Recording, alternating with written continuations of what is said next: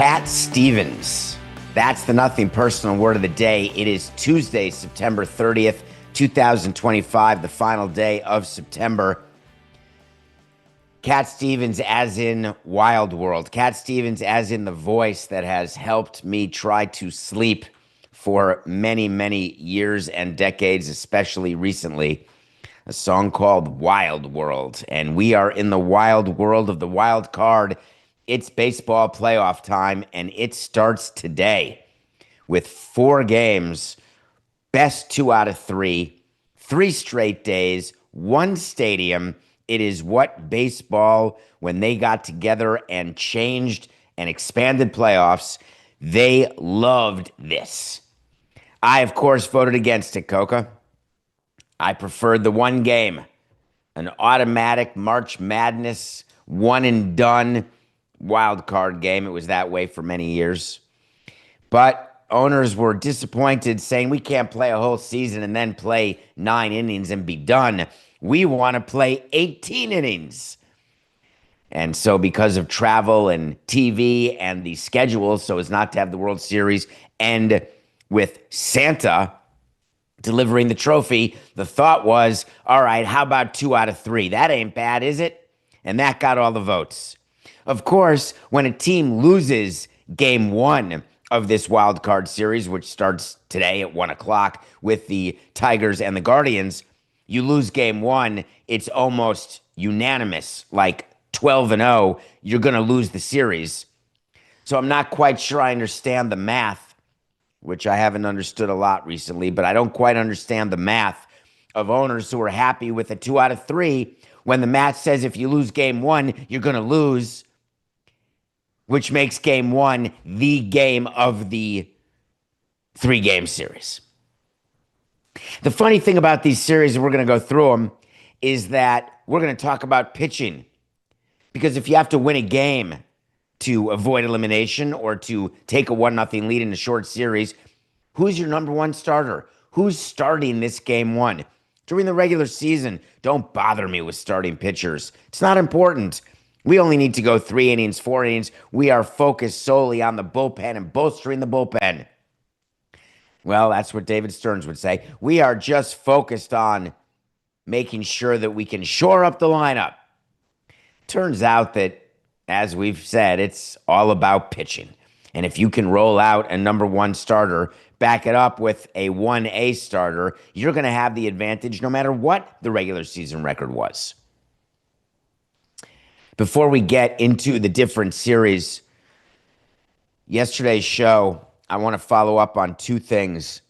I was in awe and so thankful for the response to yesterday's show. And I do understand that people have questions because I did not go into a level of detail to respect the privacy of my family and my daughter. But I will say that I won't be able to answer all of you, but the way you all reached out and expressed your love, your concern, your thankfulness, it just made me feel warm. It rose me up. It rose me up. That's really not English. It helped me feel supported in a way that I can understand how the body of Notre Dame feels with its buttresses. And don't stop, because this process that I'm in is not stopping anytime soon, and that my daughter is in, and the family. So I appreciate it. And even if you don't get a response, just know it's being read. Actually, Coca, one of my children called and read all of the comments from a post, and it just made us, it was like getting all of these well-wish cards all at once. And thank you. I just wanted to let you know that. It means everything to us. So today is an interesting day for me, Matt, because wild card has always been my favorite, regardless of the sport. Football wild card weekend, just love it. You have so many games over what used to be a 2-day period. It's now a 3-day period, of course, Roger Goodell. Saturday, Sunday, Monday, I believe, is wild card weekend in the NFL. Favorite weekend. I mean, I love the division series and the conference championships. But anyway, I love playoffs. Baseball, the reason I've loved wild card, whether it's the single elimination day or the wild card round 2 out of 3 is you get a quadruple header. And so what my plan has always been for years is that starting at 1 o'clock, I would sit down, I'd get a bunch of candy, get a bunch of snacks, I'd have a pizza ready for delivery, and I'd sit and watch 4 straight games, because it's none of this NFL stuff where I'm watching the Jets Dolphins at 7:15, and then at 8:15 I got a second game that I got to do a second screen if I want to watch the Bengals get their arse kicked. The crossover same time games I don't like.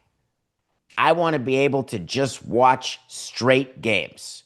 So you'd say to yourself, but David, there's a 1 o'clock game, a 3 o'clock game, a 6 o'clock game, and a 9 o'clock game. There's going to be crossover in the 1 o'clock and the 3 o'clock.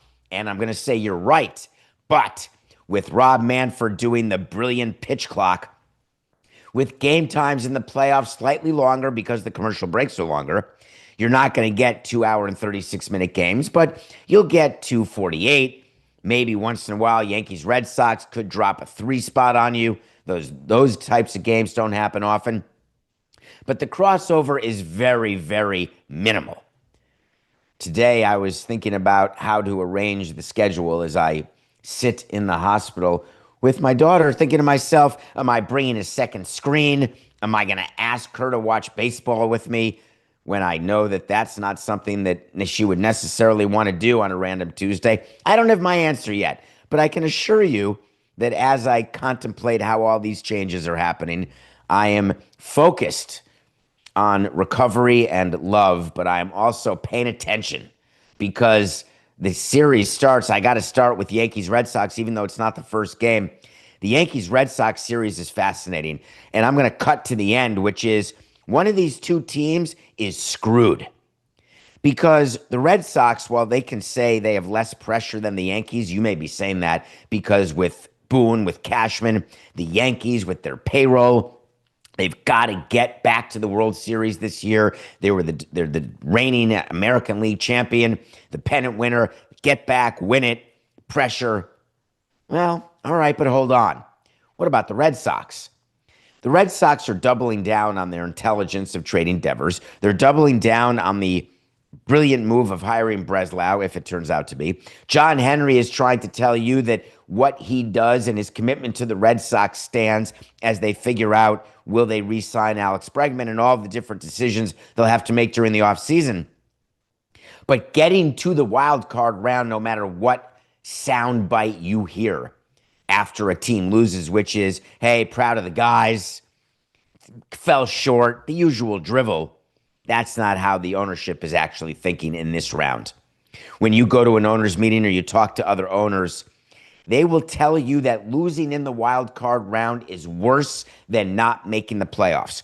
While they get to not have a streak, which says haven't made the playoffs since blank, because it counts as making the playoffs, the tease of the wild card is such that it goes so quickly that you feel worse as a wild card loser. So the Red Sox come into Yankee Stadium where they have done well. We told you the Red Sox are 9-4 against the Yankees this year. They have done well at Yankee Stadium during the course of the season. We told you not as well in the most recent series. The Yankees obviously were HOTT toward the end of September. But the Red Sox have the best pitcher in the series pitching for them tonight. With all apologies to Max Fried, who led the league in wins. I think he had 19 wins. Just an unbelievable job replacing Garrett Cole as the Yankee ace. First season in pinstripes. Could have gone sideways, didn't. All credit to Carlos Rodon, who along with Fried pitched 195 in the third innings. That's what is now full seasons. But neither of them, and forget the fact that Lucas Giolito is not available for Game 3, because what we told you is Game 1 is what matters. And when you've got Garrett Crochet going for you, the Red Sox hitters go into that game saying, we need 3. Max Fried's going to give up 3.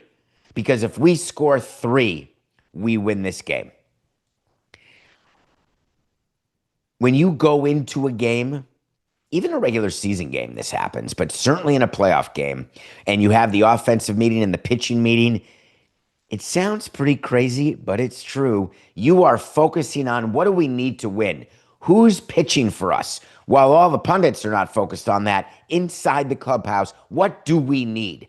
When you are the Red Sox hitters, you have this pressure lifted off you because you think if you have a crappy starter, hey man, we got to score 7 runs to win this game. And all of a sudden you get a little tighter, you grip the bat a little harder.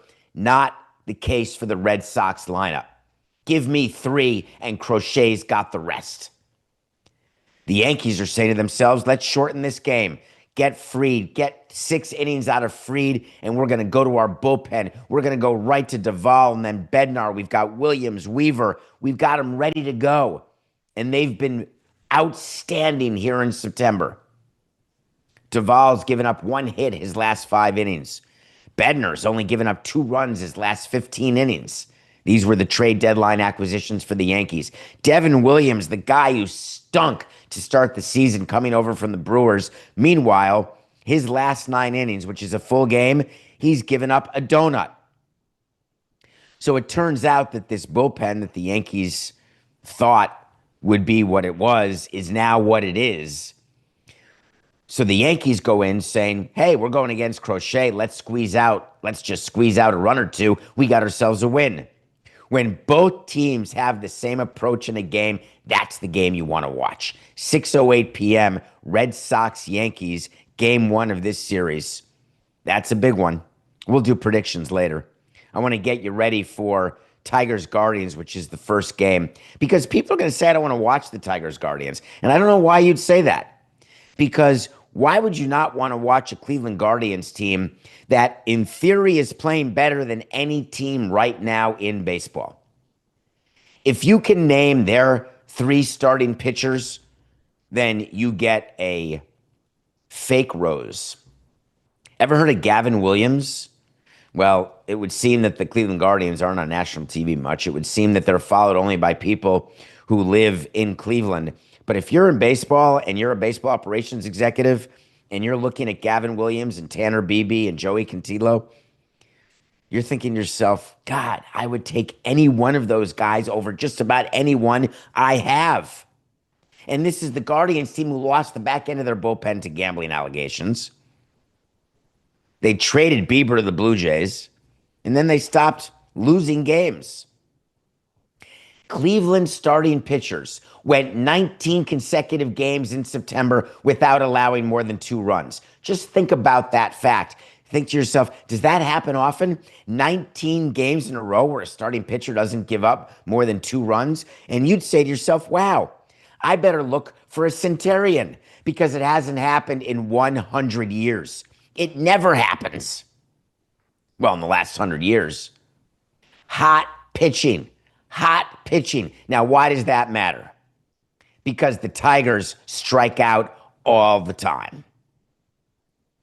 The Tigers' strikeout rate is such that they look around and say, okay, who strikes out more than we do? As we try to tell our owner, hey, give me a raise, and we're doing great, I promise. AJ Hinch, I'm still the man.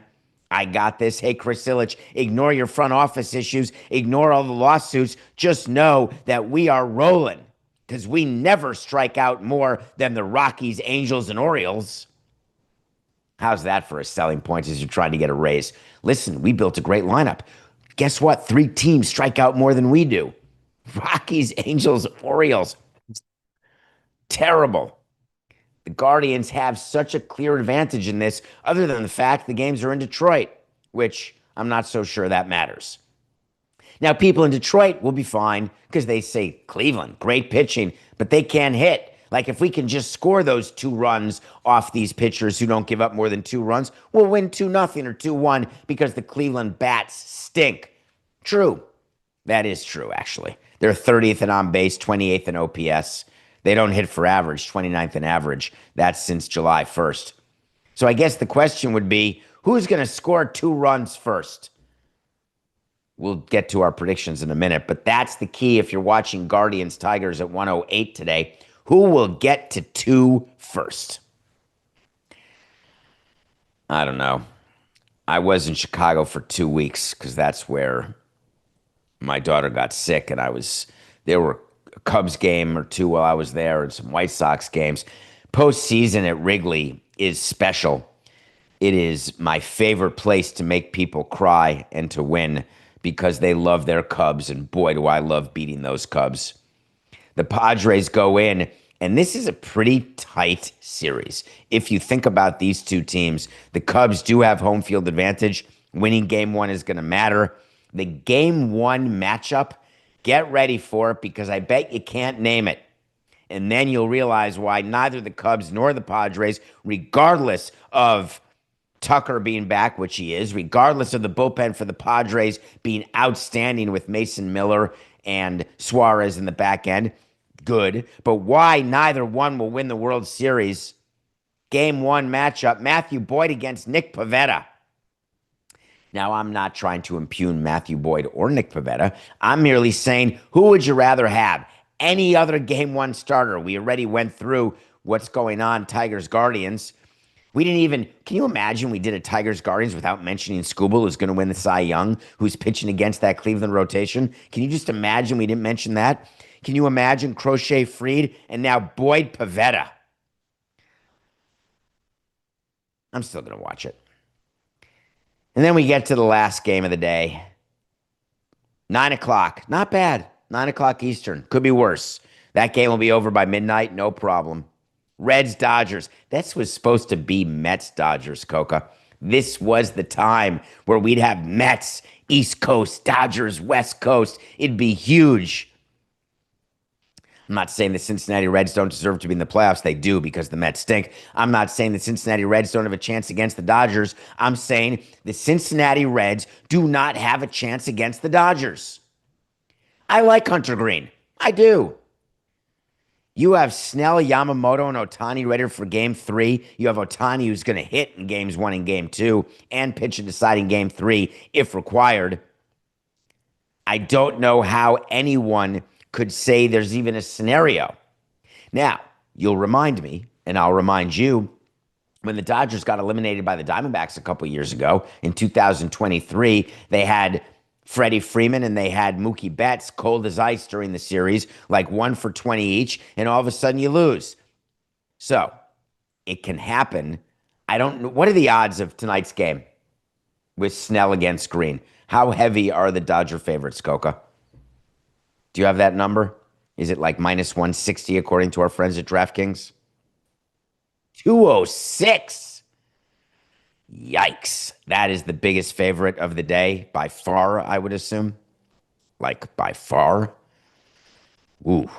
I guess I have to change my point of view on that. The Cincinnati Reds don't have a chance, and they will get to meet the media as early as tomorrow and say, we're so proud to have been in the playoffs for the first time since the COVID-shortened season of 2020, the first time in a regular season since 2013. While it's true we haven't won a series since, I don't know, the 90s? I don't know if that's right, but it sounds right for whatever reason. We haven't won a series in that long, but man, we're ready to come back for spring training. We love you all, Cincinnati. WKRP rules. The sound that we told you would come from 4 losing teams, or 3 of the 4 losing teams. The Red Sox and Yankees won't say that. So I'll watch the Dodgers Reds, even though it's going to be a blowout. I think we have to give you predictions, and so we're going to. I'm going to predict all 4 series, just like we'll predict everything, and we'll be accountable. We'll follow up at the end. It's not an official way to see unless we make it that, Coca. We could actually make this an official wait to see because we're going to find out within 3 days. But to do it, I want to bring back Coca because I've made a decision during my 2 weeks away that I'm tired of being solely accountable for these picks of the day and solely accountable for these predictions. Coca did it preseason in baseball, and he deserves the right to make predictions just like I do because we and you deserve the right to give him hell when he's wrong because he spends a lot of time analyzing stuff with DraftKings. Coca, are you prepared to go on camera on the Nothing Personal with David Samson YouTube channel? Please subscribe. We lost some momentum when I stepped away for 2 weeks, and please subscribe to that channel in support of what we do here, what used to be every day, and I hope we'll get back to that. Coca, that's your cue. I don't know if you're No. aware. Oh, There he is. you did like a thing there, so I just wanted to give you a moment to finish. Thank you.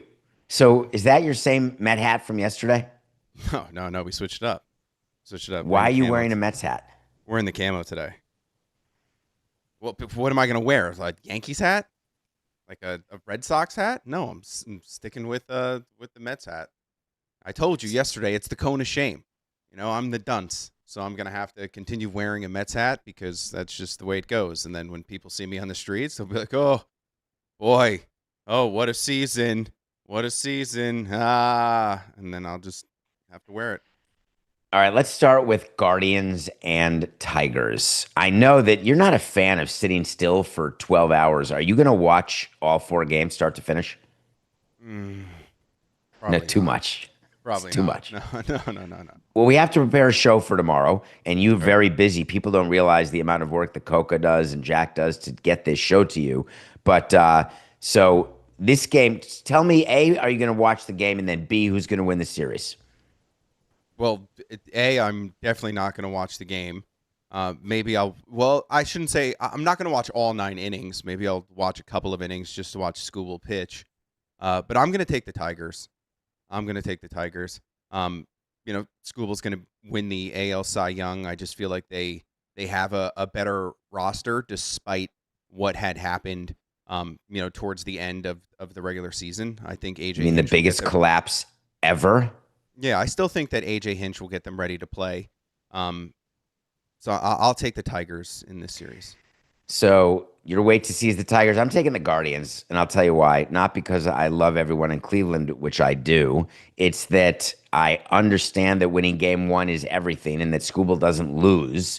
However, the Guardians are hot, and that matters in a short series. And starting pitching is what can change being hot. But the Guardians have that starting pitching. I think the Guardians win this series, Coca. And I think that this one may be the easiest series to pick. I mean, other than Dodgers, so I'm not counting that. Although you may not even take the Dodgers. But I'm going Guardians. All right, 3 o'clock, Padres, Cubs.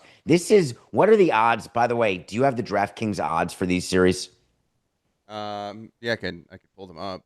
Of course you can. I forgot to ask pre-show. Well, no, We I had spent an I had a hour. lower set with your picks on it that just had the odds of the teams that you won. So I had that set, but then I didn't know that I was coming on to discuss this, so I wasn't prepared. So that first series is the Tigers are the favorites -115 to the Guardians -105.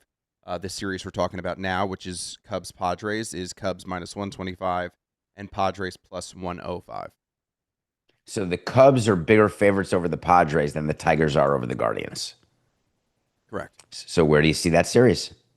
I'm going to take the Padres in this series. I just think that their bullpen is lights out if they can get there and the game is close, or if they have a lead.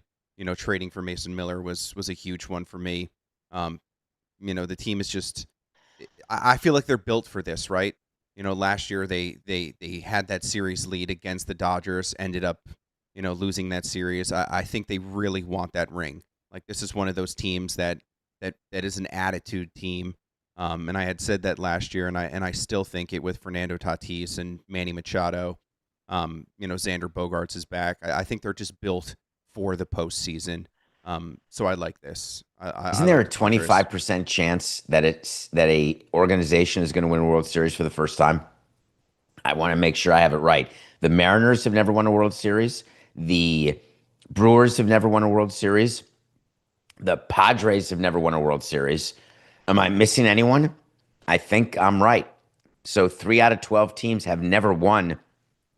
And the Mariners have never even been to the World Series. The Padres, wait a minute, I'm blanking out. Have the Padres been to the World Series? I'm completely blanking, but it doesn't I'm matter. I'm taking the Padres. I'm going to tell you why. And for me to pick for AJ Preller is painful, very painful. However, when I look at that team and I look in a short series, getting through that lineup, I happen to like their lineup better than the Cubs lineup. I like their starting pitching better, believe it or not. I'd rather have Pivetta going than Boyd. It's hard for me to imagine that that's who's going in game one for a Cub team like this. as good as he's been, whatever, he's a middle of the road pitcher. Middle of the road. You can't have middle of the road going in game one of a playoff series. Even when you're backwards, which can happen through October when you've got to start your game three starter in game one, you got to have starting pitching depth and it's got to get hot. Padres will win that series. I'm not picking AJ Preller to win the World Series. I won't do it, can't do it, not doing it. Yeah, but one of the other things is that the Cubs still are undecided for Game 2 and Game 3 of the series for their starting pitchers, which to me is like a giant red flag. So, you have Imanaga, who can come in and pitch, but, I'm pretty sure towards the end of the season that he was really getting roughed up. I know the Mets got to him when they were in that series, and then they had that rookie Cade Horton, who suffered the broken rib, and he's done. He was done for the regular season. I don't know if he's out the entire playoffs, but he's definitely not pitching in this first round. So I think that, if you are undecided this early in the playoffs, that's a huge red flag. The Red Sox may have to go with the bullpen game in game 3 without Giolito if they get to a game 3. And the Dodgers won a World Series last year without really having anyone in the rotation, but that's at the end. Getting through to those points without pitching. Now, you could say the Cubs are the smartest organization because they're doing TBA because of strategy. They don't want to give the Padres an advanced look of who's pitching when, but that's total horse hockey, not accurate at all. You're exactly right in your analysis. Padres win it. Let's go Red Sox, Yankees. What do you got, Coca? I'm taking the Yankees. I think it's all about being hot at the right time, and this team is hot at the right time. You had talked earlier about what their bullpen has looked like, and their bullpen was a red flag with just, Devin Williams just not being the Devin Williams that everybody was accustomed to. But, recently when they've been on this little run towards the end of the season, they've all been lights out. Judge and Stanton are both playing like the best baseball together that they've played. And I just think that, Judge is just having a season. Like he's having one of those seasons that, everything has come together for him. And, is this going to be the year he finally puts it together in the postseason? And you have to think with someone who's as good as him, he's finally going to be able to exercise those demons and get it done. How many years in a row have you been saying that about Aaron Judge? Because this is not going to be his first MVP if he wins. He's been in the playoffs many times. It's not necessarily that small a sample size, and he just has never been able to do it. And so, yes, if Aaron Judge is Aaron Judge, and we know the stat, if he and Stanton homer in the same game, the Yankees are generally going to win way more often than they're going to lose, and the percentage is not altogether close. But if you're Aaron Judge and you're sleeping right now, because it's early in the morning, when you wake up, it's a 6 o'clock game. That means they have to get to the ballpark around 2. Some players like to get there around noon for a 6 o'clock game, 6 hours in advance. If you're Aaron Judge, you are in your head right now. There is no question about it. Players will say, I'm good. I don't think about the noise. I don't read about the noise. It's not true. Aaron Judge is very aware that he has not been Mr. October. He is very aware that as he goes, so do the Yankees. He's feeling it. Now, he comes out game 1 against Crochet and hits a home run today and just feels comfortable at the plate, then it changes. And you can ride that sort of momentum all the way through the World Series. But if he comes out today and does a donut and the Yankees lose to Crochet, all of a sudden that creeps into you. And sports psychologists will tell you and players will tell you, no, these players right now, they move on, they forget. And during the regular season, I'm in, and I agree. It's a regular season game. You wash it off like water off a rooster's back. But postseason, you think about that. So I'd be worried if I were you, Coca, about Judge. But it was the same thing that we said about Clayton Kershaw all those years. That Clayton Kershaw was just a regular season pitcher, that he couldn't get it done. And we were right. They won a ring in 2020, and he was on the team, and he pitched great in those playoffs. So it's just like, it's so random because the sample size is so small, being just, a couple of postseason games and then you're out. Everybody has these stretches where, they can have 3 bad games in a row It just so happens that it comes in the postseason. I just think that Judge is too good of a player for that to be his career. For him to just be this career guy who can't get it done in the postseason, who disappears. Like I said, he's just been playing so well towards the end of the season. I don't know how he was last year when it came to September baseball, but he was just so good in September. And, I just think that this roster has, so much firepower that they'll be able to get it done. Well, I want Giancarlo Stanton to win a ring. I have not hidden that. I am not neutral. I want Stanton to win a ring. He deserves that for his Hall of Fame career as he approaches 500 home runs. He wants that ring. I just think that the Yankees are going up against a Red Sox team. Not that they're going to be hungrier than the Yankees, but I am just a Garrett Crochet guy. It is such a great acquisition. Plus, don't forget that the Yankees will not be able to come back and win a game against the Red Sox when you've got Chapman at the back end of the bullpen who has been unhittable, hasn't blown a save since May, and that's the only save he blew all season long. I'm going with the Red Sox, Coca. I'm going with the Red Sox. I'm sorry, G, I really am. Prove me wrong. Okay, Dodgers, Reds, be quick. All right, I'm going to take the Reds to lose because I'm taking the Dodgers. That's it. Yeah. There's nothing to say. The Dodgers, Put it this way. It'd be great theater if the Reds win 2 out of 3 against the Dodgers at Chavez Ravine and that the Reds then advance to the division series. It would be great theater. And as a small payroll team guy, it would be really something if the Reds take out the Dodgers. But it's a wait to see. And I take those seriously. Wait to see, Dodgers. So we got the Guardians, Padres, Red Sox, Dodgers for David. Tigers, Padres, Yankees, Dodgers for Coca. The good news is we will get to revisit this, and we're going to get to revisit it super soon.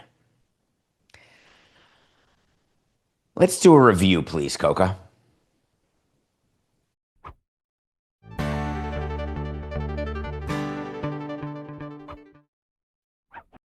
I have to change all that I say about reviews now. That's very bizarre to me. I used to be able to tell all of you that I watch a movie every single day, and then I didn't. And I haven't gone back to it. So I have not watched anything since September 12th. And I knew that I was going to review, if you remember, back when everything was different. On September 15th, I was going to review We Were Liars. And the last thing I did on the 12th before everything fell apart in the way it did is I did watch the end of We Were Liars, and I could not believe how that ended, Coca. We Were Liars is based on a book. Never read the book, never heard of the book. I go through the entire miniseries thinking I understand what's going on, and then all of a sudden, it's like A Beautiful Mind. All of a sudden, it was all made up. I couldn't even, it was like Newhart. I was absolutely blown away by the twist at the end. And I think we're past spoilers because We Were Liars has been out for so long. And the book, I actually don't know if it's the same ending as the book. But you watch this whole series, you're thinking to yourself, what a nightmare. You're watching David Morse as the grandfather of a family that is screwed up in a way that's delicious. And there's a daughter who's incredible. And then something bad happened. And then you realize it's even worse than that. Spoiler alert, A Beautiful Mind. If you know, you know. I would not take the time. There's so much out right now. Morning Show, Slow Horses, new season of Survivor, Only Murders in the Building. So many great other series to watch. I would avoid We Were Liars because if you want, earmuffs, it's all made up. They all died in the fire. There, I said it. Did you cover your ears? Cover your ears. Did you see the trailer yesterday, Coca? There's a new movie on Netflix coming out October 21st called Who Killed the Montreal Expos?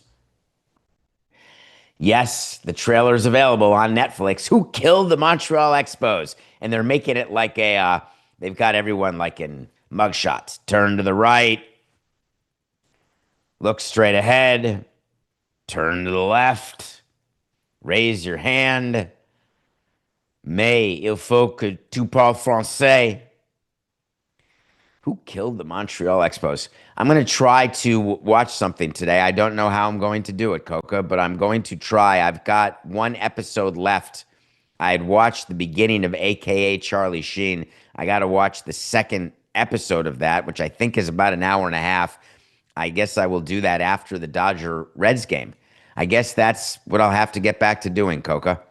Though I don't know that I will. But if hopefully I'll review AKA Charlie Sheen tomorrow. Tomorrow's Wednesday. We're going to go back, Coca, we're going to do it So You Want to Talk to Samson Wednesday in the second hour. So You Want to Talk to Samson is when you ask questions of me at David P. Samson on Twitter, davidsamsonpodcast.com. You can email me, or if you want to hear your voice, check out the number on the screen if you're watching right now on DraftKings Network or wherever you're watching, 631-377-4869. Now, that number again is 631-377-4869. And it's a real number. Samson? Well, now you are. And I want to hear what you have to say. And if you want to do it on the show, you better leave a message with a question, and it better be good. So leave a message after the... It's a real number, 631-377-4869, and your voice could appear on the show. Remember, since we're all out of practice, no 4-minute messages. It won't make the show, I promise. 20 to 40 seconds. And we'll do that tomorrow in the second hour. Yesterday was Monday. How's that for a start of a segment, Coca? Yesterday was indeed Monday. Yesterday was the first day of the offseason for 18 Major League Baseball teams. 12 are in the playoffs. 18 are done. And there were a lot of moves because the offseason starts. When you get eliminated, and I've been eliminated my fair share of times, you don't take Monday off. You're right back at the ballpark. You've got a responsibility to meet the media, and we'll talk about David Stearns later. You have a responsibility to figure out what you're doing with your coaches if you haven't done so already. And then you've got a responsibility to meet with your staff, sales, marketing, because you are starting for next season immediately. You are meeting with your baseball operations people and planning the off-season, when the off-season meetings are going to be, what you have to do to get ready for the GM meetings, which are only coming up in November, the winter meetings in December. You're meeting with the owner to come up with a payroll for next season, a real payroll. You're doing your projections with the finance department to say, what do we think our revenue is going to be? Are we going to have a higher attendance, lower attendance? Did we have a good year, a bad year? Should we expect more people to come because we were competitive even though we lost 90 games? All of these things start Monday. What's public is when managerial moves are made. And there were quite a few of note. I want to start with the San Francisco Giants. When the San Francisco Giants hired Bob Melvin away from the Athletics 2 years ago, it was lauded as one of the great hires because Melvin is known as one of the great managers. And the thought was that getting him out of Oakland, where it was a perennial vomit-infested stadium with issues of relocation or sale or all of the distraction of crap, get him to San Francisco, the city by the bay, turn the lights on and watch greatness. Well, Bob Melvin was 161 and 163 over 2 seasons. That sounds not great. The Giants were 81 and 81 this year. That sounds mediocre. But the big thing that happened is that Buster Posey, yes, their former catcher, Scott Cousins' best friend, is now the president of baseball operations. One thing that president of baseball operations learned is they want their own manager because they need total and complete loyalty from their manager. The manager reports to the president of baseball ops, hard stop. The manager has to be loyal to the president of baseball ops. Hard stop. There were many years when we had a manager and a GM not get along, and it doesn't work. You got to make a change. I am not telling you that Buster and Bob were not friends. I weren't telling you they weren't lovers or countrymen. What I'm telling you is that Buster Posey wanted his own guy, and it was never going to be Bob Melvin. So what did they do? They fired him. Here's the part I don't get, Buster. You're an executive now. You got to think about money. Part of the job of being a GM, president of baseball ops, is you're running one of the biggest, if not the biggest, cost center in a large company. You are responsible for the owner's money. Why did you pick up Bob Melvin's option 3 months ago? Because the team was playing well? You felt like it was important? Well, I used to be the same way. I used to want to pick up managerial options because I didn't want managers lame duck. I wanted the clubhouse to know that this manager was the manager. I wanted to give our team the best chance to win. I was the same as you, Buster Posey. And I look back on it now, and I should have been more Yankees-like. Let everyone be lame duck. Why spend extra money when you don't need to, when you're going to come out with a quote that Buster Posey did yesterday upon firing Bob Melvin, where he said, after careful evaluation, we determined that making a change in leadership was in the best interest of the team. I'm sorry. What careful evaluation did you do? The fact that you traded for Devers and you've gone to bed with Devers with the contract that you took over from the Red Sox, and then you realize that, wait a minute, Justin Verlander, as good as he was toward the end of the season, that's not going to be the difference maker?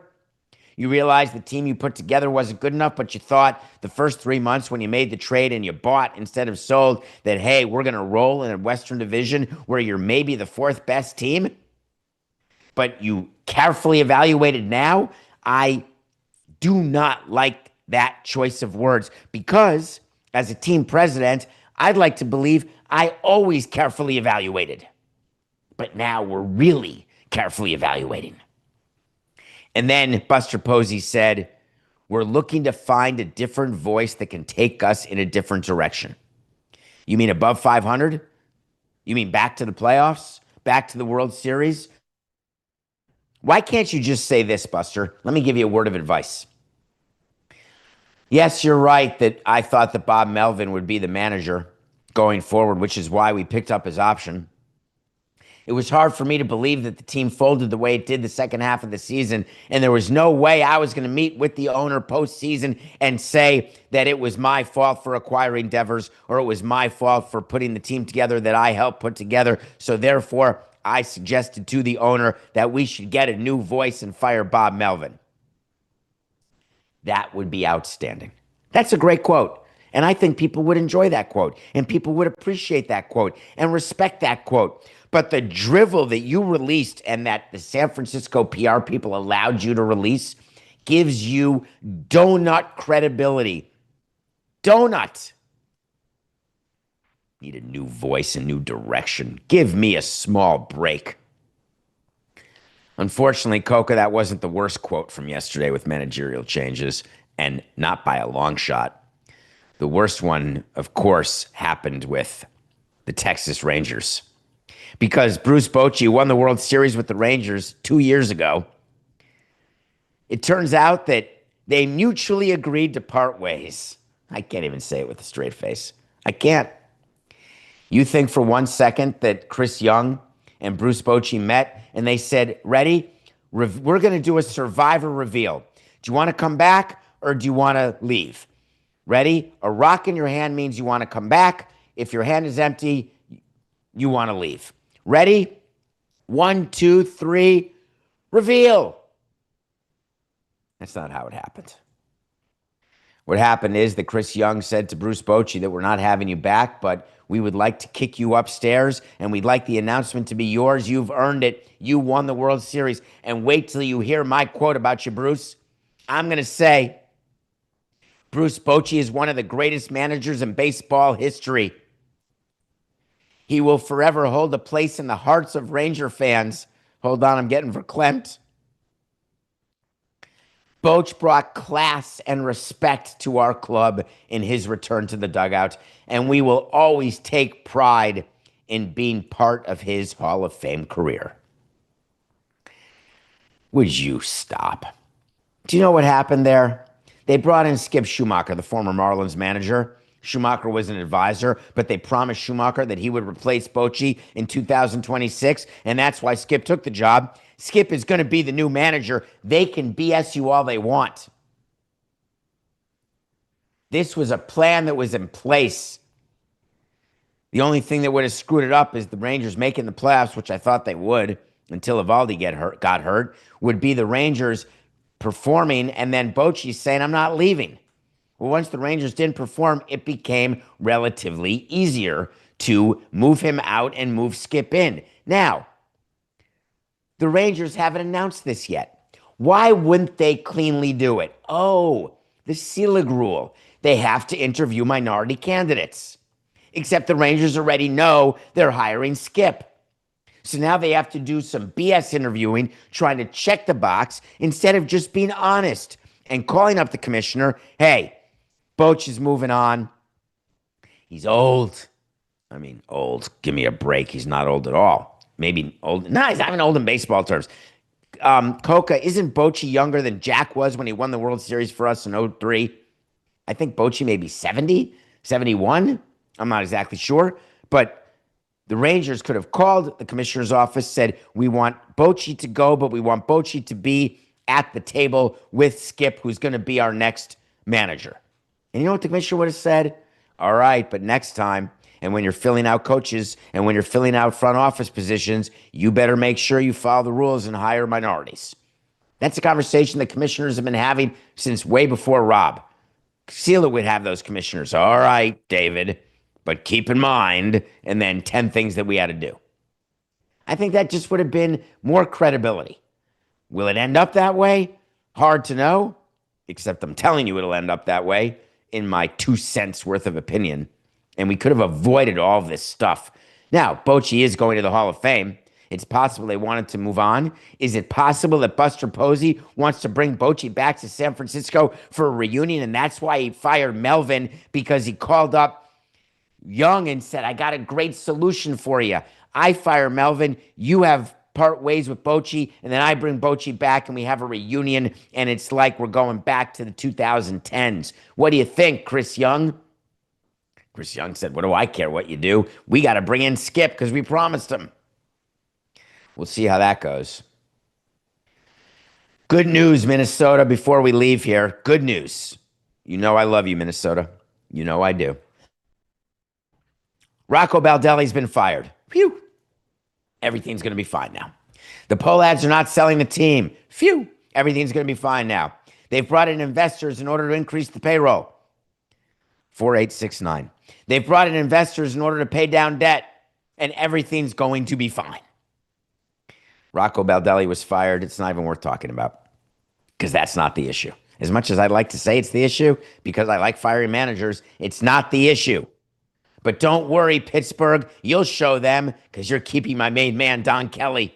The interim manager became a permanent manager yesterday because when you've got Paul Skeens, when you've got Brian Reynolds, when you've got Bubba Chandler, you need Don Kelly. It's totally normal. What a day. So many managerial changes. But it's playoff time. We'll be back after this break because we have another hour ready for you.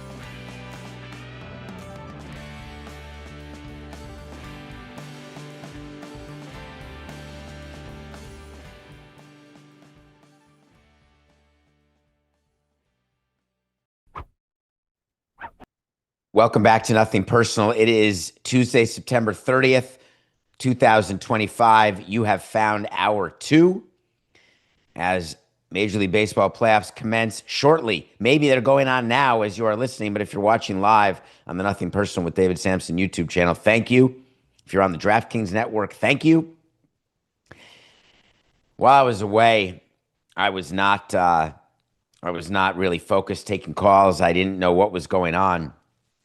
And Pablo tried to reach out and be there for me and support. We are close, and I love Pablo for that. I missed his birthday, his 40th birthday, the whole package. And what I was spending time thinking about was not Steve Ballmer or Kawhi Leonard or Aspiration or all the stuff that was going on that was so front of mind before September 12th. And coincidentally, my first day back, Pablo dropped a show and the Clippers had their media day. Because out of nowhere, and my brain got a little screwy here, it's NBA training camp already. It's time for another NBA season, and I feel as though the NBA season just ended. So that was a strange epiphany to have. So as I was getting ready for the show today, and I was thinking about Pablo's show that dropped yesterday, which I want to talk about, I was way more focused on thinking about Clippers Media Day and all of the distraction that is already around the Clippers. Will Ballmer show up? There's no way he's going to be there for Media Day. It's just not smart of him. They're under investigation. Lawrence Frank, the president of basketball ops, he's got to show up and talk. Boy, did he ever. But players are going to have to talk. That's how it goes. So when you have a media day, you're counseling your players and you're counseling your staff and you're going through messaging and you're going through topics that are going to come up. And a normal media day is, all right, you added these guys, you lost these guys. Do you miss Jimmy Butler? How's it going to go? Is it great to have Luka here for a full season? When are you going to retire LeBron? You know, the normal stuff. The clip joint, there's nothing normal about them, as you would imagine, because media day was always going to be about what's going on with salary cap circumvention. What's going on with Steve Ballmer and the company Aspiration? What's going on with this fraud? What's going on with this investigation? And who in the hell is Pablo Torre? You knew this was going to happen. So I was focused on Kawhi and Larry Frank. Kawhi doesn't talk to the media a lot. I don't hear him talk a lot, period. But man, Coca, is it that players just can't be coached? Because I found that a little bit during my career, that you talk to players and then the time it takes from talking to the players to when the microphone turns on can be as short as a minute, as long as an hour. And it's the same thing in terms of their inability to follow through a lion's share of the time, where the messaging that you want them to have, definitionally they don't want to have because they think you're the man. You're management. You're trying to spin stuff. And the truth is, what the PR people were doing is trying to help. Kawhi Leonard needs help. Ramona Shelburne, who interviewed Steve Ballmer, who did not interview Steve Ballmer well right after Pablo's first episode dropped that Amin El-Hassan and Pablo and I did back on September 3rd. Seems like 2 years ago to me, Coca. And it's only 27 days ago. It hasn't even been 4 weeks. It's just, it can't be true what I'm saying. But of course it is. And 1 second, Coca. Let me do that again. 4869. It has not even been 4 weeks since Pablo Torre broke the story of a company called Aspiration that was a fraudulent, bankrupt, terrible company run by felons that was involved with the Los Angeles Clippers, involved with Steve Ballmer personally. It has not even been 4 weeks since Pablo continued to drip evidence to you about Steve Ballmer's partner, who was a part of this, Dennis Wong. It wasn't even 4 weeks since Pablo told you and reminded you about Uncle Dennis Robertson, who is Kawhi's representative, who is ethical is not something that they strive for. 4 weeks, Kawhi meets the media and wanted to get a point across to you, and he did it in a way that, to me, indicates that there's way more going on here. I want you to listen to Ramona Shelburne grill Kawhi Leonard. Grill him in a way she didn't grill Steve Ballmer, but she showed up at media day, good for her, and decided to make Kawhi Leonard answer some questions. Listen to how this went. I understand that full contract and the services that I had to do. Like I said, I don't deal with the conspiracies or the clickbait analysts or journalism that's going on. So that's what it is. Well, I think the allegation was that you didn't perform any services for them. Is that accurate, or did you do things for them? I don't think it's accurate, but it's old. This is all new to you guys. The company went bankrupt a while ago, so we already knew this was going to happen. So, you were named as like the largest creditor in the bankruptcy filing, right? Did you actually get the money that was owed to you in the contract, or? No. But the company went belly up. It was frauded, as everybody knows. If you want any more questions or more details about that company, you can either ask the owner or whoever else is involved in the fraud that went on. Right. I think they said they owed you $7 million or something, right? I'm not sure. I gotta look back at the books, but no, it's more than that for sure. Do you have any idea of how much you actually made on that? No, it was like 2, 3, 4 years ago. Let me just start by telling you that Kawhi is lying to you there. And it is not even a question. I've been around players for decades. The players keep track of every dollar. Let me start by that. Ramona knows better because Kawhi Leonard is not the largest creditor. He is definitely an unsecured creditor, and he's listed in the bankruptcy filing as being owed $7 million. That does not make him the largest creditor. It is impossible for me to believe that Kawhi Leonard does not know how much money he's owed because players tend to know these things. I said the same thing about Ohtani. I can imagine a world where a player's bank account gets drawn down with the player not knowing because they don't know which account they put money into or direct deposit. They only know that every bill is paid, and they know they can buy whatever they want whenever they want to. But they've got advisors, and they know what their contract is. There is not one player who does an endorsement deal and then says, I'm sorry, what do I get paid for that? Doesn't work that way. They know it down to $500. When you sign a $28 million endorsement deal, you are aware that it's $28 million, and you sure as hell know what you're owed. So, when you're asked, hey, did you do anything for that money? He said, I don't know. I think so. Don't exactly remember. I'm buying it. Players don't remember. Do they stop at a car dealership? Did they film a commercial? Did they like a tweet, which they never did? Did you forward a tweet? Did you do anything? I can imagine. I'll give him the benefit of 69 doubts that he may not remember whether it was a no-show deal or not, he'd know that, whether he actually did something or not, which he didn't.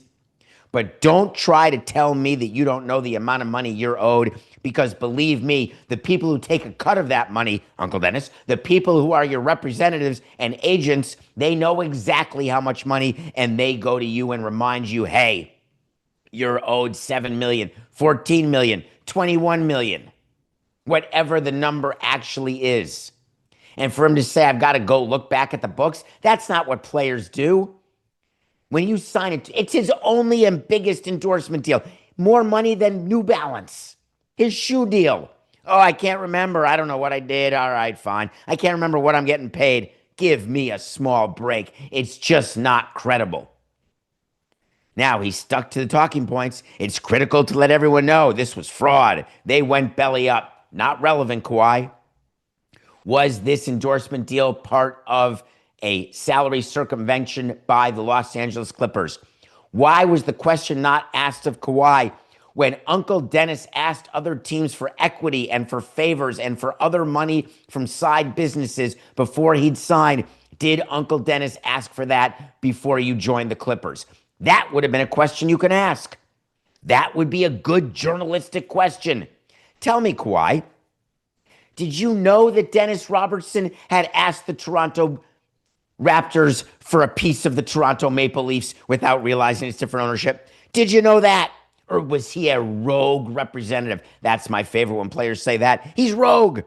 I never said that I wouldn't play first base. I never said that I would promise you a rose garden. None of it. Of course, it's not true. Players and agents, they communicate. That's their job. Unless you're a client of Boris, in which case Boris does whatever he wants. But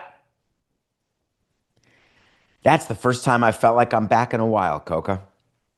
That is the first time. So, getting back to Kawhi Leonard. Thank you. It's not accurate. That entire thing. Now, we could have done better. But I understand that journalists don't want to nail players. Well, in most cases, I understand it. I really do. But on the other hand, when you have an opportunity to get Kawhi and you're not going to get him again, don't you think the NBA investigators, Wachtell Lipton, are looking at the tape and saying, oh, those are some interesting questions. Let's try to get someone to ask them. Oh, investigative law firms would never do that. Are you sure? Are you sure they wouldn't say, we got a few questions we'd like and Kawhi's likely not going to cooperate? At Media Day, could we do a little end around, the type that you see like in the Village or the type that you see in the football field, and say, excuse me, any possible chance that you can ask Kawhi whether or not he was aware of anything? And then we had Larry Frank. Larry. How could you? Just how could you? When you're asked a very simple question,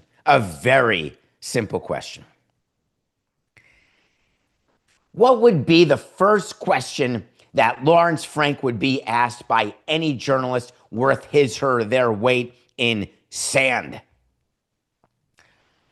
Did Uncle Dennis ever make any unethical contractual asks before joining the Clippers? Yes. What a great question for Larry. Would have been good for Kawhi too, but let's see what Larry Frank can answer. Now, funnily enough, when you're preparing to meet the media and you're Lawrence Frank, it's the first question you got to be ready to answer. Tell me about the signing of Jackie Collins to back up your George and healthy Kawhi and your feeling of what it's like to have the wrong twin or the right twin of the Lopez brothers. How you doing? You good? Yeah, that may come up, but not first. Wait, no one wants to talk about Lopez? Nope. The question was asked. And here's what Lawrence Frank answered. This was really his answer. Dennis, we're talking about Uncle Dennis, not Dennis Wong. Uncle Dennis Robertson, Kawhi's management representative. Dennis knows the rules. Kawhi knows the rules. Mitch Franklin, his agent, knows the rules. And we know the rules. I thought that it was edited. I thought that it got cut out. I thought it was AI. I thought that I was being manipulated because there's no way that Lawrence Frank, when asked whether or not Uncle Dennis ever made unethical contractual asks, responded that we all know the rules. If you know that you can't lie because you're about to be investigated and that you're going to find out while Wachtell doesn't have subpoena power, you're not under oath, but believe me, you're going to get caught and you may even be the fall guy if they don't want to suspend Ballmer. Your only answer when asked anything about the investigation that the NBA is undergoing, it's a simple answer, except the Clippers cannot find a way to take their shoes out of their mouths. We can't comment. There's an active investigation going on. We support the NBA and its investigation. We will do everything we can to support it. And until then, we'll have nothing that we can add. That's what Lawrence Frank had to say. He had to. But instead, he gives you a list of people who know the rules. Did you commit that crime? Well, I know the law. I'm sorry, what? Did you commit the crime in question? Yes or no? Did you order the code red? How great would A Few Good Men have been if when Tom Cruise asked Jack Nicholson, I have the right to know, did you order the code red? And Jack Nicholson said, you're goddamn right, I know what a code red is. It's so ridiculous. I'm sorry. I just can't. Coca, I can't. There is a lot more to come on that. That is for sure. I have not caught up, but I'm going to catch up soon on the new PTFO. The other thing I have to catch up on is Mark Cuban, because Coca told me before the show started that Mark Cuban is still going. He's still tweeting at Pablo, and he's still tweeting treatise about what's happening here with Aspiration. Still Team Ballmer, still backing up Steve Ballmer, still saying that Pablo doesn't know what he's talking about. Well, I've seen what Pablo has, and I got big news for you, Mark. You're getting this one wrong. Trust me. Just stop while you're behind. But Mark Cuban didn't become Mark Cuban by ever stopping, that's for sure. I wanted Mark Cuban on the show. I wanted him to go on Pablo's show. I wanted him to do whatever he could do, because if we could try to debate Mark Cuban and try to show him that what he's been saying, even before I stopped reading all of what he's been saying, it was such poppycock. But instead, Cuban won't return my calls or tweets or texts. Why not? I'm right here, Mark. 631-377-4869. Leave a message at the beep. You can take me. I'm a Badger. I'm not a Harvard guy. But man, Mark, stop doubling down. If you're the Clippers, where do you stand on who you want to do business with right now? Aren't you being super careful? Yesterday, an announcement was made, and I assumed, Coca, that I've been away for 2 weeks. I assumed that I've lost the ability to discern truth from fiction, an ability that I never had even before September 12th. When it was announced that Visit Rwanda was the jersey patch sponsor for the Los Angeles Clippers, I dismissed it summarily because there was no way. There was no way that the Los Angeles Clippers were going to do business with that war-ravaged country full of dictators who don't care a lick about killing anybody who doesn't believe what they believe, who has no problem entering war with neighboring countries or on their own people. That is exactly who I want representing me.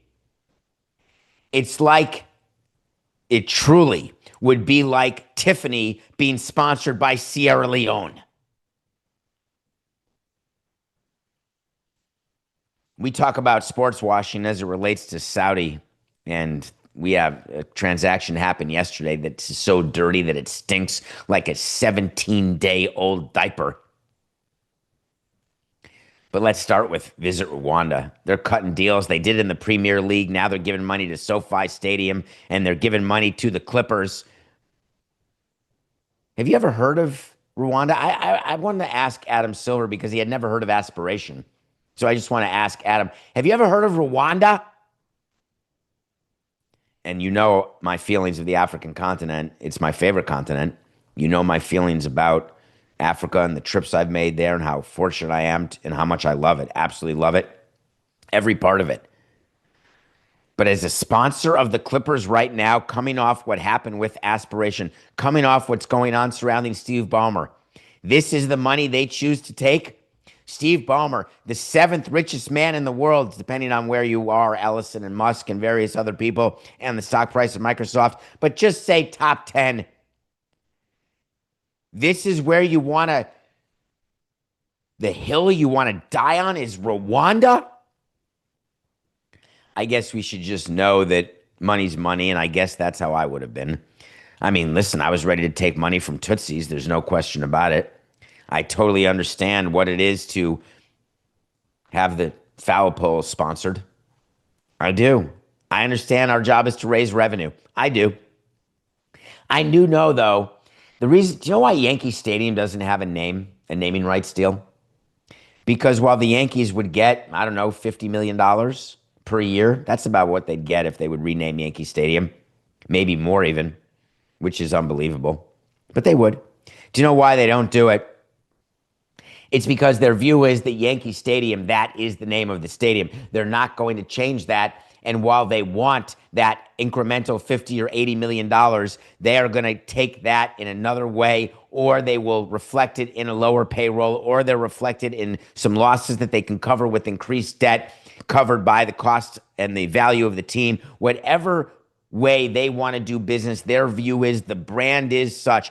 And Jerry Jones didn't make the decision. He went with AT&T when he could have kept it called Cowboy Stadium. He named it, took the money. His team is worth over $10 billion. There's two different ways to go about it, and I agree with both. I wouldn't criticize either. Simply would not. However, visit Rwanda? The new PTFO that I encourage you to listen, which comes out today. I have not listened to it, but I do know what it's about because I've been aware of every step of the Pablo Torre journey as he makes Mark Cuban and the NBA quiver in their skivvies.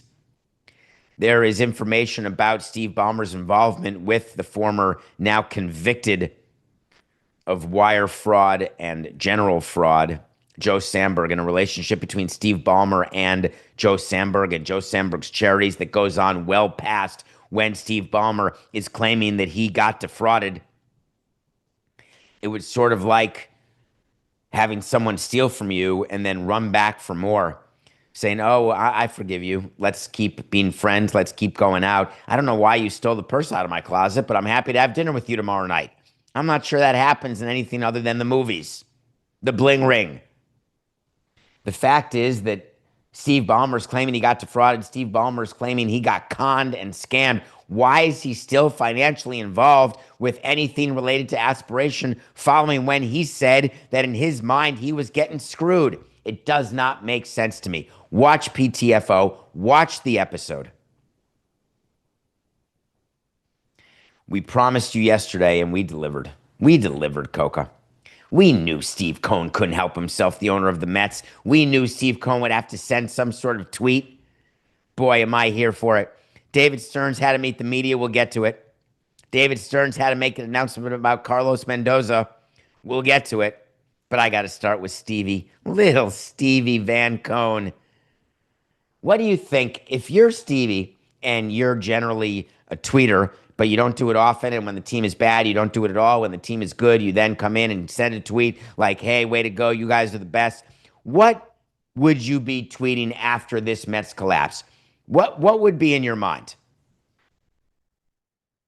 Steve Cohen met with his PR people, and he came up with a doozy. Mets fans everywhere, I owe you an apology.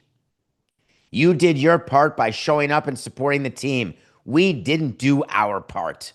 We will do a post-mortem. That's an ugly choice of words. And figure out the obvious and less obvious reasons why the team didn't perform up to your and my expectations. Let me stop there, Coca, and just talk about that first paragraph first, because there's a second paragraph that we're going to get to. I like the idea of apologizing. I've done it often, like even on Saturday nights. I'm sorry. The apology seems to be the great elixir when you don't have a performing team at $340 million. I got a better idea if I'm Steve Cohen. Why are you sorry? You are spending money hand over fist, irresponsibly losing money coming to the end of your 5-year window. So why wouldn't you just come out and say, dear Mets fans, I got to tell you, for $340 million, I certainly expected way better than this. I am more pissed off than you are. I understand that you're disappointed and you're fans. Think about me. I just lit $340 million on fire, and now it's expired. It's gone. We got to start again. I owe you an apology? No, I don't. I'm spending irresponsibly. I appreciate that you came to games. I love that. Mets fans showed up. They showed up. The Mets announced 3 million fans. Great job. What's the average ticket price? I want to know the gate revenue. I want to know if the ticket prices were down, where the ticket price is up, because don't let attendance fool you. MLB announced Third straight year, growing attendance, first time in forever, over 70 million. I get it. It's a great announcement. It's great PR. Tell me the total gate revenue of the 30 teams and what percentage that is up, down, sideways. That's where you really understand what's happening with your fan base and with your team. It's a great job by the Mets to draw those people. There is no doubt. But for him to apologize now, what smart and rich people do is they want to make sure that you always know that they're smart and rich and they know more than you do, which is why he had to say, we will figure out the obvious. Well, that's easy. We've got pundits who are talking about it. We had Coca telling you they need starting pitching. You have people telling you everywhere what the Mets need, what they didn't do, what they have to do, what they should do, what they could do. But Steve Cohen needs you to know he's smarter than you are, because what he said is, we'll figure out the obvious and less obvious reasons. That's my favorite. We've got analytics people. It's what we do. And we're going to dig deep into the numbers in a way that you can't. And we will come up with the less obvious reasons why we stunk. And then what? What are you going to do? He didn't say. He said they're going to come up with the less obvious reasons why the team didn't perform up to your and my expectations.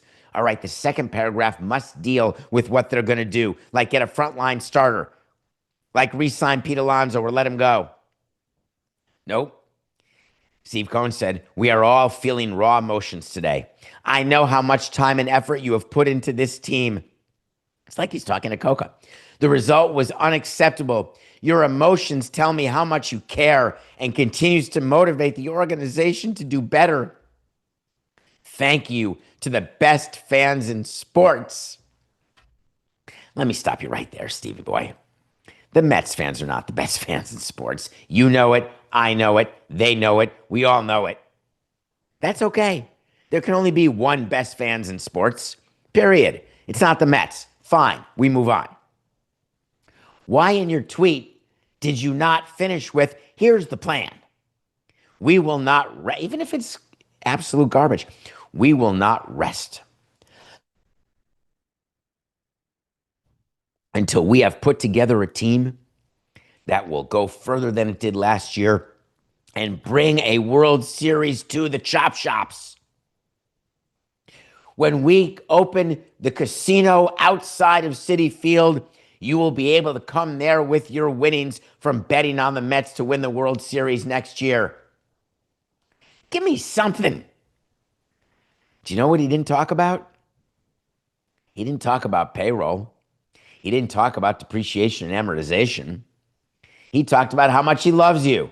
Put a little tear in my unclogged tear duct. Wait to see, Coca. Add it to the document at davidsamsonpodcast.com, please. We have our predictions for the postseason from hour one. Those are wait to sees. But I've got a wait to see for you.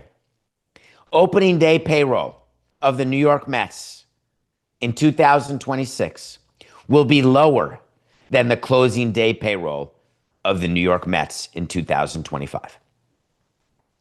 Does that mean that they're going to have a low payroll? No. But the Mets cannot keep spending at the rate they're spending. They've spent enough. I think their payroll is going to go down. That's a wait to see, Coca. I think that David Stearns, the president of baseball operations, has some splaining to do. I think that he has a small problem as he puts together his flawed team and pretends to tell us it's not flawed. But then David Stearns met the media yesterday, and listen to what David Stearns said. Yeah, look, I think I take ownership over this roster.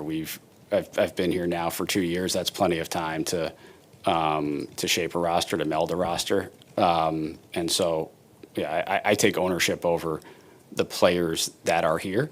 As we continue to develop our players, that is naturally going to change the composition of our position player grouping.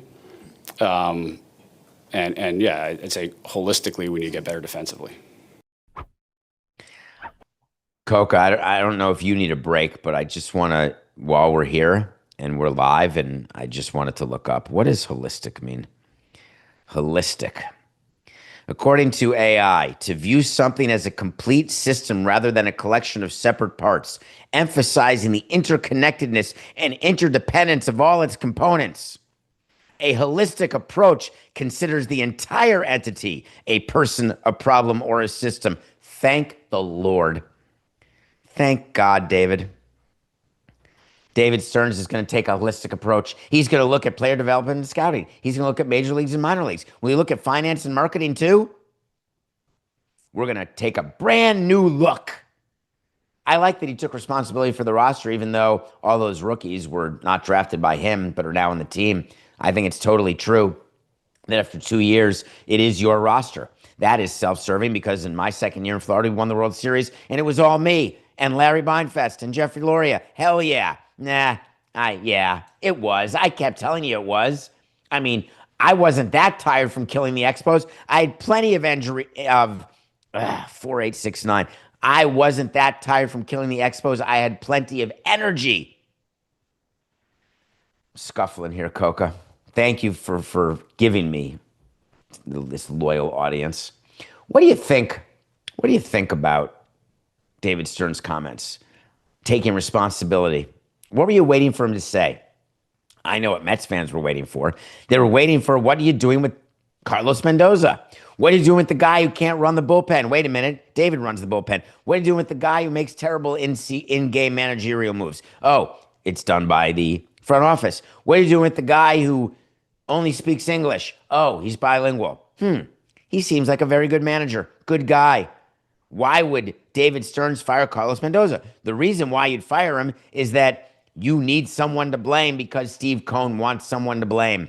But if you can get to Steve Cohen and say, listen, trust me, this was bad. This didn't meet our expectations, but we're so close. Look at the season that Lindor and Soto and Alonso had.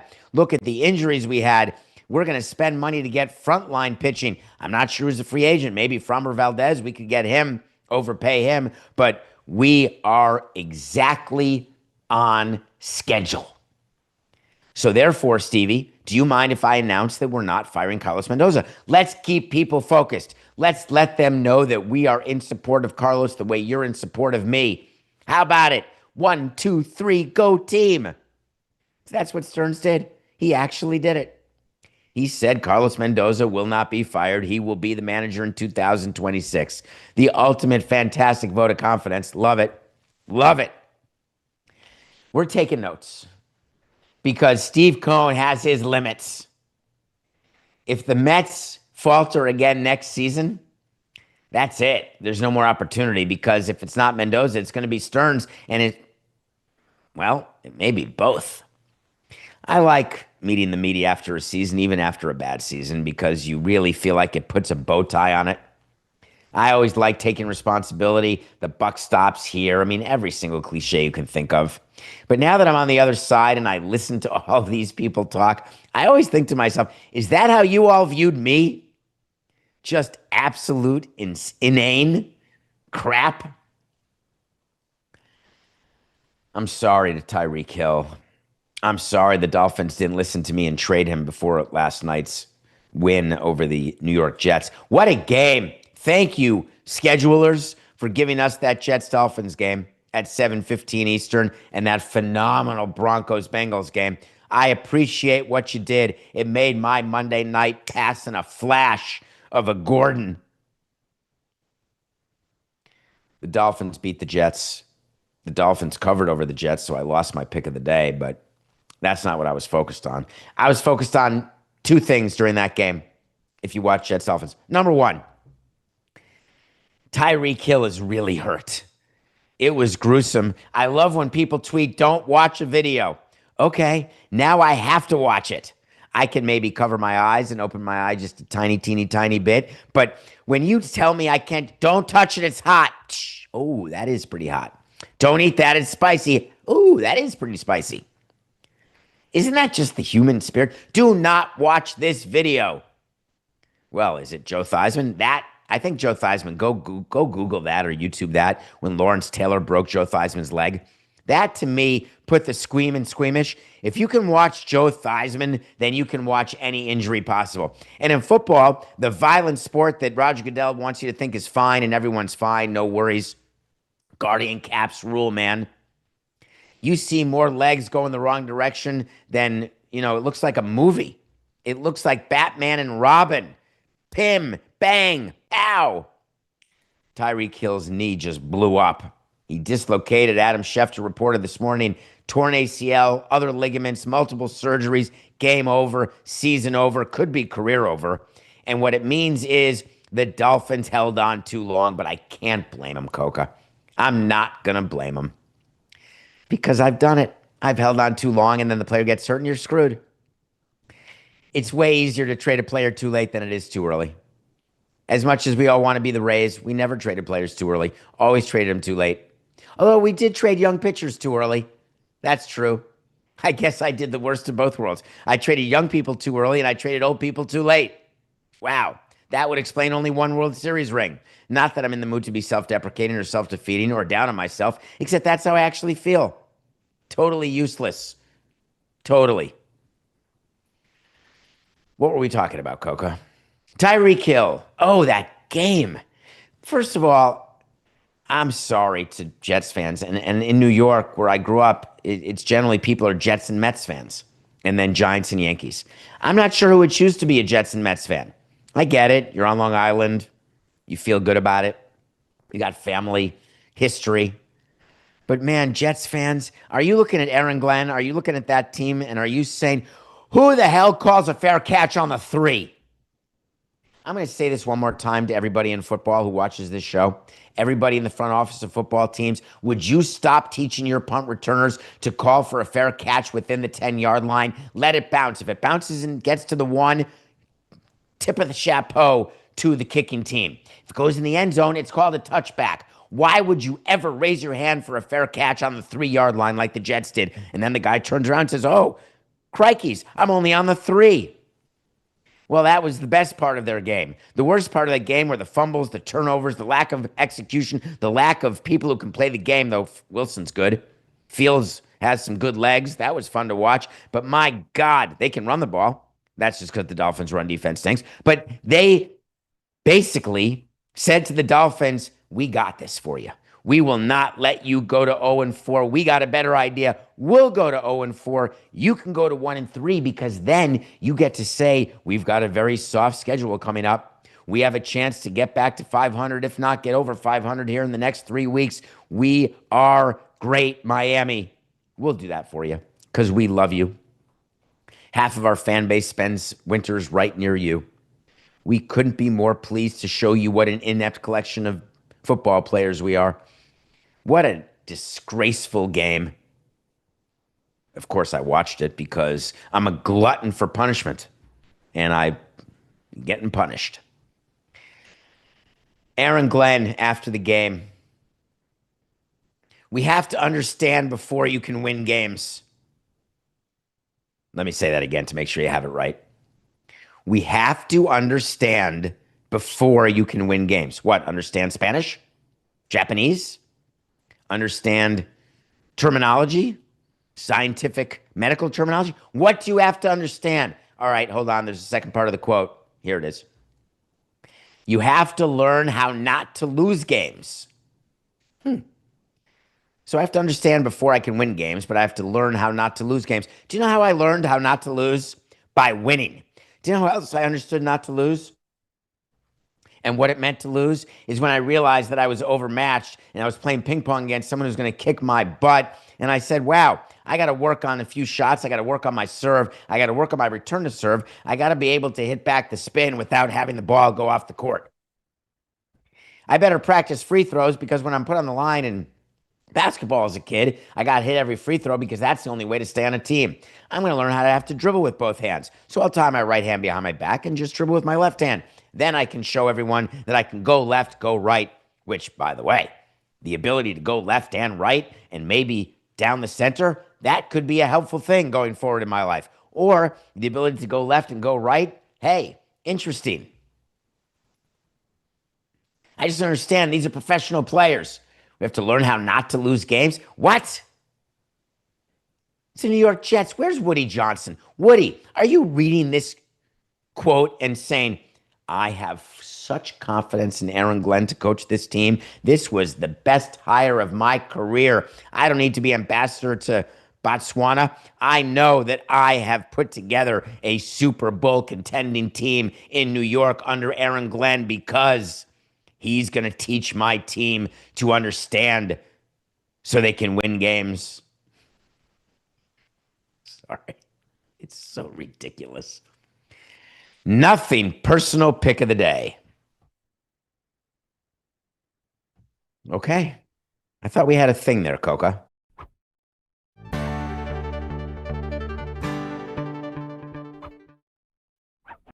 We're out of practice. I do. Routine. Coca was panicked before yesterday's show. What buttons do I press?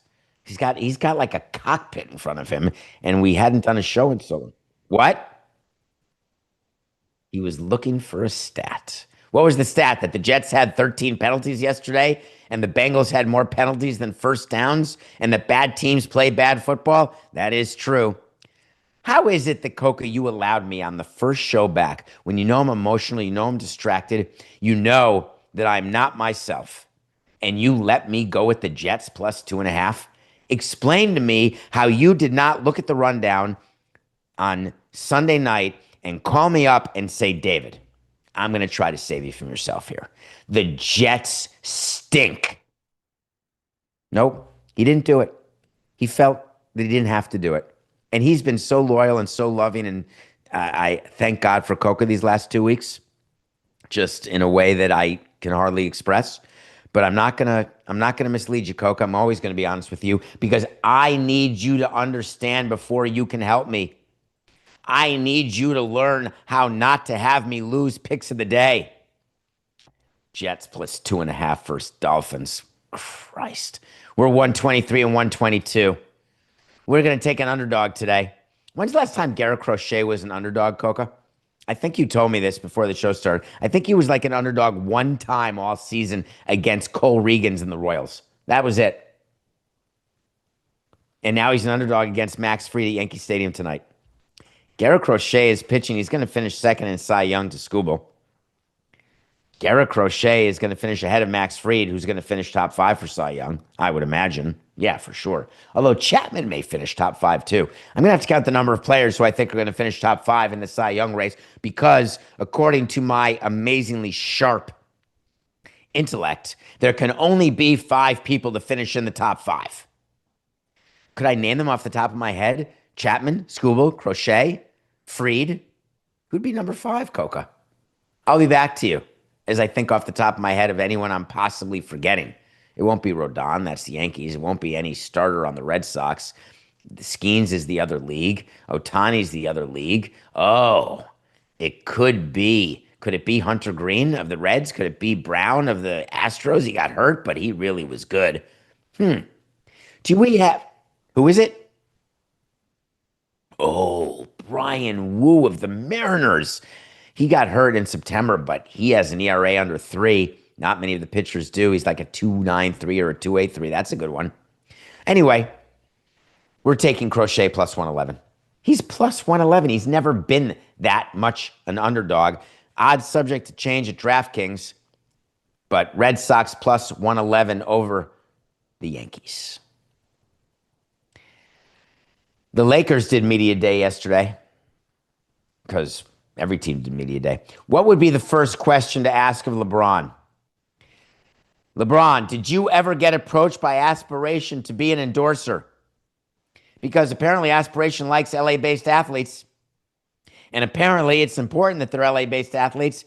And wouldn't it be cool to have an endorser if you're going to have them do something that knows how to be an endorser, who's really good at doing stuff? LeBron James is the best. Why wouldn't that be the first question? Hey, LeBron, were you ever approached by Tom, Dick, and Harry at Aspiration? Were you ever offered $28 million? Side note, are you retiring? People skip the first part. They went right to the second part. They want to know. It's going to be a thing. It's going to be a thing that's going to drive me crazy.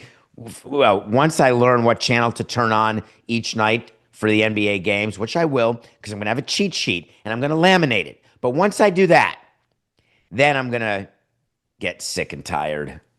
LeBron, how you feeling? LeBron is playing in 69 games, and LeBron, this may be his last season. Does he want a farewell tour? Does he want a jersey exchange? Does he want to go full D Wade, or does he want to just disappear into the sunset over the desert in Vegas? Which is it? LeBron was asked the question, and here was his answer, Coca. I don't know when the end is, but I know it's sooner than later. We have liftoff of a brilliant, I say, comment. I don't know when the end is. That's true. You could control it unless you get hurt, in which case you can't control it. But you do know when the end is. What you want to say is, I'm not ready to say when the end is. I would buy that, LeBron, and I would approve of that message. My name is David Samson, and I am running for my life. Sooner rather than later, you're in your 40s. You've been in the league longer than anybody. 23 years, you're old. Yes, that is true. I'm pretty interested in this story. Why? Because I want to give you what I think should be LeBron James's exit strategy. I think LeBron James should have said to the Lakers, this is the final year of my contract. I am going to play out this year. After that, I may leave the Lakers back for the Cavaliers. I may leave the Lakers back for the Heat. I may leave the Lakers for a team in Saudi Arabia. I may leave the Lakers to own a team in Vegas, or I may want to re-sign with the Lakers. Those are my choices. But right now, I want to talk to Luka. Hey, Luka, are you ready? Because you're the focus now. You're the middle of this team. You're the center of this universe. I need to be the complementary piece because I want to win another title. And my best chance to win a title is not to be the best player on the court. It's got to be you. He's going to have a full year with Luka this year. And the Dodgers, I don't know what is their win total? I'm going to guess the Lakers, excuse me. What is the Lakers win total? I'm going to guess it's 43.5. Is the win total for the Los Angeles Lakers this year. Am I close, Coca? That's a hard one to look up quickly when I didn't tell you I was going to ask for that. But there could be a list somewhere. 48.5? What? The Lakers is a 49-win team? That seems unlikely to me. Though Anthony Davis is going to be wearing Kareem Abdul-Jabbar goggles, except he's not even on the Lakers anymore. For the Mavericks. Anyway, let me go back to the exit strategy. I think LeBron could have the best exit ever as the best player ever not named Michael Jordan, where you can dictate exactly what you want, and all you have to do is say it, because when you say you want to play for a team, they're going to take you. When you say you want the maximum contract from a team, they're going to give it to you. Everyone wants a piece of you and what you provide because you move the needle. It is so rare to have a player move the needle that you get to control your own destiny. So therefore, tell us. Because you're not negotiating. I get it when players hold things close to the vest, or executives do, because they're in a negotiating posture. LeBron James is not in that posture because he'll get whatever he wants from whoever he wants it. Rob Pelinka already said, hey, as long as he wants to play here, he's got a spot on the roster, Udonis style. All right. Guess what? Every other team is saying the same thing. You want to end your career at the Garden? Join. No problem. We will get you an endorsement deal so fast your head will spin. We'll give you facial recognition. No problem, Dolan would say. We'll even make an updated video without Trump and the Sopranos. Pat Riley, I'm not mad at you anymore. LeBron, I love you, man. Come on back. It's going to be amazing.